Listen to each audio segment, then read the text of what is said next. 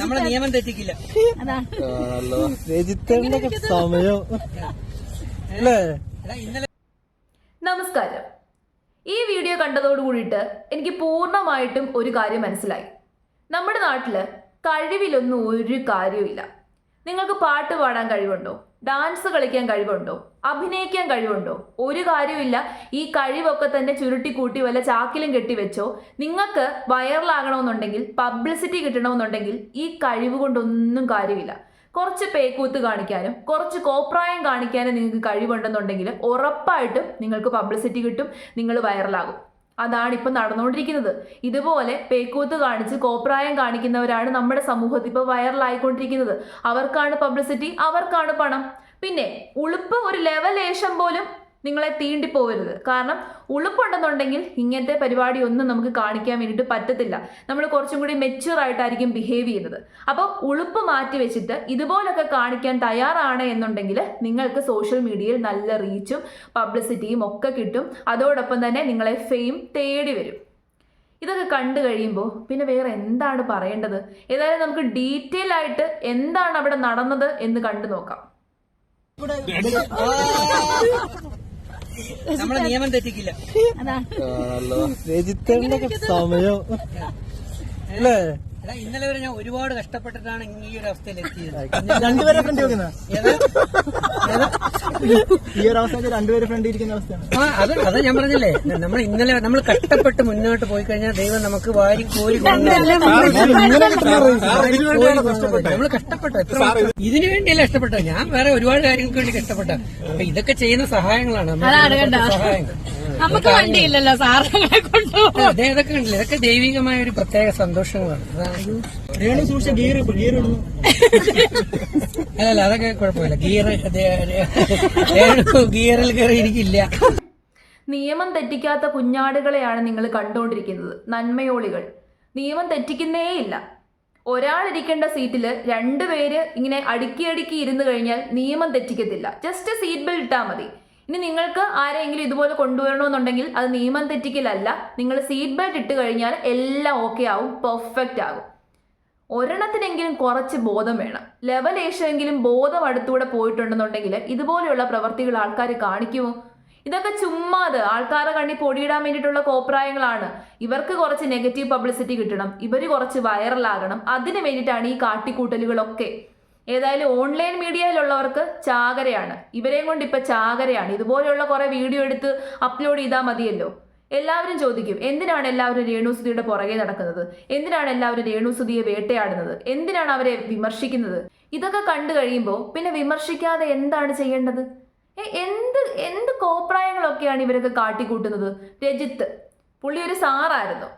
അത്യാവശ്യം പഠിപ്പും വിവരവും ഒക്കെയുള്ള മനുഷ്യനാണ്. സമൂഹത്തെക്കുറിച്ച് വിവരം ഒഴുകുവാണ് പുള്ളിയുടെ വായിൽ നിന്ന്. എന്നിട്ടാണ് ഈ വിവരമില്ലായ്മ കാണിക്കുന്നത്, ബോധമില്ലായ്മ കാണിക്കുന്നത്. രണ്ടുപേരെയും കൂടെ കുത്തി നിറയ്ക്കുകയാണ്. പുറകിലിരിക്കാൻ സ്ഥലമില്ല, പുറകിൽ സാധനങ്ങളൊക്കെ അടുക്കി വെച്ചേക്കാണ്. കഷ്ടം. ഇനി ഇതുപോലെയാണ് യാത്ര പോയെന്ന് അറിയത്തില്ല. ഈ ഒരു വീഡിയോ മാത്രമേ ഞാൻ കണ്ടുള്ളൂ. ഇതുപോലെ ആയിരിക്കും. അല്ലെന്നുണ്ടെങ്കിൽ ക്യാമറയുടെ മുമ്പിൽ കാണിക്കാൻ വേണ്ടിയിട്ട് വെറുതെ കാണിക്കുന്ന കോപ്രായങ്ങളാണ്. എങ്കിൽ മാത്രമേ ഈ വൈറലായിട്ട് കത്തി നിൽക്കാൻ പറ്റത്തുള്ളല്ലോ. എങ്കിലല്ലേ അവസരങ്ങൾ കിട്ടത്തുള്ളൂ. ഇനി വേറൊരു വീഡിയോയും കൂടി ഞാൻ കാണിച്ചു തരാം.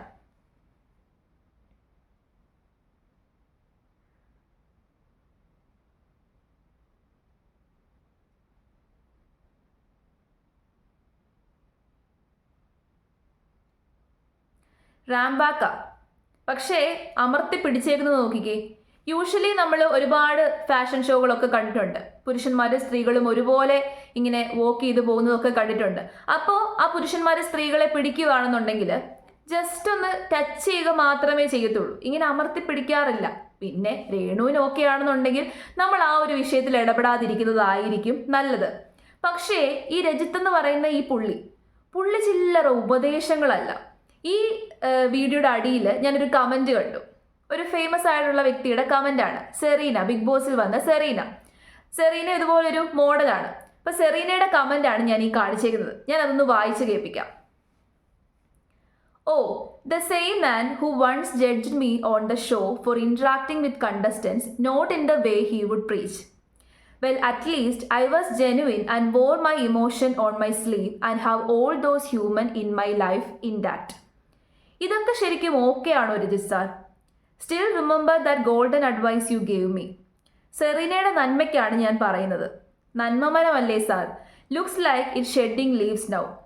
Preach one thing, practice another. കൊള്ളാം എന്തായാലും. ഇങ്ങനൊരു കമന്റ് ഇട്ടതിൽ ഞാൻ സെറീനെ ഒരിക്കലും കുറ്റം പറയത്തില്ല.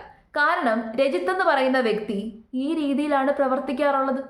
കാണുന്ന സ്ത്രീകൾക്കെല്ലാം അങ്ങ് ഉപദേശമാണ്. ഈവൻ രേണുസുതിയെ ഫസ്റ്റ് കണ്ടപ്പോഴും രേണുവിനോടും രജിത് സാർ ഒരു ഉപദേശം കൊടുത്തിരുന്നു. എന്താണ് ആ ഉപദേശം ചോദിച്ചു കഴിഞ്ഞാൽ, രേണു നീ സൂക്ഷിക്കണം, നിന്റെ അടുത്ത് കൂടുന്നവരൊക്കെ തന്നെ നിന്റെ നെഗറ്റീവ് പബ്ലിസിറ്റിക്ക് വേണ്ടിയിട്ടാണ് കൂടുന്നത്. കാര്യം കഴിയുമ്പോൾ അവരെ നിന്നെ ഇട്ടിട്ട് പോകും, അവസാനം നിനക്കായിരിക്കും പണി കിട്ടാൻ പോകുന്നത്. ഇങ്ങനെ ഒരു ഉപദേശം കൊടുത്ത വ്യക്തി തന്നെയാണ് ഇപ്പൊ രേണുവുമായിട്ട് കോപ്രായം കാണിക്കുന്നത്. എന്ത് പറയാനാണ്? ഈ സെറീന പറഞ്ഞതിൽ ഒരു തെറ്റുമില്ല. സെറീനെ പോലെയുള്ള സ്ത്രീകൾക്ക് ഇയാൾ അങ്ങ് ഉപദേശം വാരിക്കോരി കൊടുക്കുമായിരുന്നു. രജിത്ത് എന്ന് പറയുന്ന ഈ വ്യക്തി ബിഗ് ബോസിൽ വന്ന സമയത്ത് എങ്ങനായിരുന്നു എന്നുള്ളത് നമ്മൾ കണ്ടതാണ്. അന്ന് ഒരുപാട് ഹേറ്റ് പുള്ളിക്ക് ബിഗ് ബോസിനകത്തെ കണ്ടസ്റ്റൻസിൽ നിന്ന് കിട്ടിയതാണ്. പക്ഷേ എല്ലാവരും കൂടി പുള്ളിയെ ഒറ്റപ്പെടുത്തിയപ്പോൾ കുറച്ചും കൂടി പബ്ലിസിറ്റി പുള്ളിക്ക് കിട്ടി. അന്ന് പെൺപിള്ളേർ എങ്ങനെ ഇരിക്കണം, എങ്ങനെ നടക്കണം, എങ്ങനെ സംസാരിക്കണം, എങ്ങനെ വസ്ത്രം ധരിക്കണം എന്നങ്ങ് പറഞ്ഞ് പഠിപ്പിക്കുമായിരുന്നു. ആരെ കണ്ടു കഴിഞ്ഞാലും ഏത് സ്ത്രീയെ കണ്ടു കഴിഞ്ഞാലും ഇയാൾക്ക് അങ്ങ് ഉപദേശം കൊടുക്കാൻ വേണ്ടിയിട്ട് അങ്ങ് മുട്ടി നിൽക്കുകയാണ്. എന്നാൽ സെറീന പറഞ്ഞതുപോലെ പറയുന്നതൊന്നും പ്രവർത്തിക്കുന്നത് മറ്റൊന്നും. നാണമില്ലല്ലോ. കുറച്ച് ബഹുമാനം നമുക്ക് വേണമെന്നുണ്ടെങ്കിൽ നമ്മൾ പറയുന്ന കാര്യം തന്നെ 90% നമ്മൾ പ്രവൃത്തിയിൽ കാണിക്കുക. ഇത് പറയുന്നതൊന്ന്, പ്രവർത്തിക്കുന്നത് വേറൊന്ന്. സെറീനയ്ക്ക് ഉപദേശം കൊടുത്തിരുന്നു അത്രേ. സെറീന ആൾക്കാരോടൊക്കെ ഇങ്ങനെയൊന്നും ബിഹേവ് ചെയ്യാൻ പാടില്ല, അടുത്ത് ഇടപെടാൻ പാടില്ല. അന്ന് ബിഗ് ബോസിനകത്തും കുറെ സ്ത്രീകൾക്ക് ഇതുപോലെ ഉപദേശം കൊടുത്തതാണ്. എന്തിനാണ് ഇങ്ങനത്തെ ഡ്രസ്സ് ധരിക്കുന്നത്, എന്തിനാണ് കുട്ടി പാവാട ഇടുന്നത്, ഇങ്ങനെ ഇരിക്കാൻ പാടില്ല, പെണ്ണുങ്ങൾ കാലിൻ്റെ മണ്ടയ്ക്ക് കാല് വെച്ചിരിക്കാൻ പാടില്ല, പെണ്ണുങ്ങൾ ഒരിക്കലും കസേരയിൽ കാല് പറഞ്ഞാൽ ഞാൻ കൂടിപ്പോവും. ഇതുപോലെ ഒരുപാട് ഉപദേശങ്ങൾ കൊടുത്ത അതേ വ്യക്തി തന്നെയാണ് ഇപ്പൊ ഈ പേക്കൂത്ത് കാണിക്കുന്നത്. വൈറലാകാൻ വേണ്ടിയിട്ട് കാട്ടിക്കൂട്ടുന്ന ഓരോരോ വേലത്തരങ്ങളെ നാണമില്ലല്ലോ. ഇതുകൊണ്ടൊക്കെ തന്നെയാണ് വിമർശിക്കുന്നത്. മനസ്സിലായോ? ഇത്തരം പേക്കൂത്തുകൾ വന്ന് കാണിക്കുന്നത് കൊണ്ടാണ് വിമർശിക്കുന്നത്. നോർമലി എന്ത് വേണമെങ്കിലും നമുക്ക് ചെയ്യാം. ഇപ്പൊ രേണു എന്ന് പറയുന്ന വ്യക്തി അവർ മോഡലിംഗ് ചെയ്യുന്നു, അവർ അഭിനയിക്കുന്നു, ഷോർട്ട് ഫിലിമിൽ അഭിനയിക്കുന്നു, വാട്ടെവർ. അവർക്ക് അഭിനയിക്കാൻ ഇതുവരെ അറിയത്തില്ല, അവർ പഠിച്ചു വരുന്നതല്ലേ ഉള്ളൂ. ഭാവിയിൽ ചിലപ്പോൾ നല്ലൊരു അഭിനേത്രിയായി മാറിയേക്കാം, നമുക്കറിയത്തില്ല. അതൊന്നും നമുക്ക് പ്രവചിക്കാൻ പറ്റത്തില്ല. അതുകൊണ്ട് ഞാൻ അതിനെക്കുറിച്ചും പറയുന്നില്ല. അവരുടെ ഇഷ്ടം, അവർ ഇഷ്ടമുള്ളതുപോലെ അഭിനയിച്ചോട്ടെ, മോഡലിംഗ് ചെയ്തോട്ടെ, ഏത് വസ്ത്രം വേണമെങ്കിലും ധരിച്ചോട്ടെ. ഞാൻ ഈ വസ്ത്രധാരണത്തിലൊന്നും പോയി ഇടപെടാറില്ല. അതൊന്നും എനിക്ക് ഇഷ്ടമല്ല. കാരണം അത് അവരുടെ പേഴ്സണൽ ആയിട്ടുള്ള കാര്യമാണ്. എന്തിനാണ് ഇങ്ങനെ കോപ്രായം കാണിക്കുന്നത്? എന്തിനാണ് ഇങ്ങനെ ആൾക്കാരെയും കൊണ്ട് പറയിപ്പിക്കാൻ വേണ്ടിയിട്ട് ഇങ്ങനത്തെ പേക്കൂത്തുകൾ കാണിക്കുന്നത്? ഇത് ഓൺലൈൻ മീഡിയാസ് മനഃപൂർവ്വം എടുത്ത് അപ്ലോഡ് ചെയ്യുന്നതല്ലല്ലോ. ഇവർ മനഃപൂർവ്വം കാട്ടിക്കൊടുക്കുന്നതാണ്. ഒരാളുടെ മണ്ടയ്ക്ക് ഒരാൾ കയറിയിരിക്കുകയാണ്, അതും കാറിന്റെ ഫ്രണ്ട് സീറ്റാണ്. അവിടെ ഒരാളാണ് ഇരിക്കാനുള്ളത്, ഒരാൾക്ക് ഇരിക്കാനാണ് ആ ഒരു സീറ്റ്. ഇപ്പം നമ്മൾ അമ്മമാരൊക്കെ ആണെങ്കിൽ കൊച്ചു പിള്ളേരെ മടി വെച്ചുകൊണ്ട് പോകും. അതുപോലും ഇപ്പം ശിക്ഷാർഹമാണ്. ഇപ്പം റീസെൻ്റ് ആയിട്ട് വന്നിട്ടുള്ള നിയമങ്ങളിൽ അതുപോലും തെറ്റാണ്.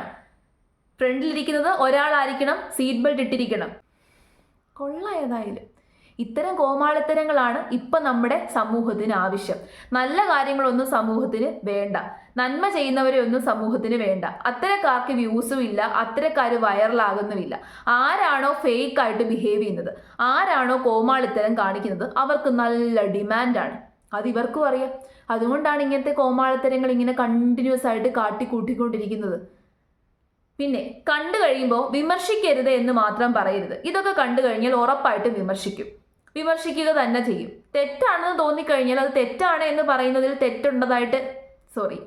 തെറ്റാണ് എന്ന് തോന്നിക്കഴിഞ്ഞാൽ അത് തെറ്റാണ് എന്ന് പറയുന്നതിൽ തെറ്റുള്ളതായിട്ട് എനിക്ക് തോന്നുന്നില്ല.